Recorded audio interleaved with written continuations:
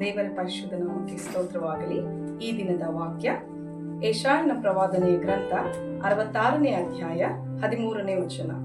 ತಾಯಿ ಮಗನನ್ನು ಸಂತೈಸುವ ಪ್ರಕಾರ ನಾನು ನಿಮ್ಮನ್ನು ಸಂತೈಸುವೆನು.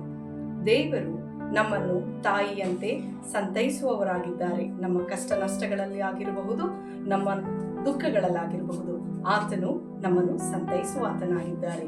ಅದಕ್ಕಾಗಿ ದೇವರ ನಾಮಕ್ಕೆ ಸ್ತೋತ್ರವಾಗಲಿ. ಪ್ರಾರ್ಥನೆಯನ್ನು ಮಾಡಿಕೊಳ್ಳೋಣ.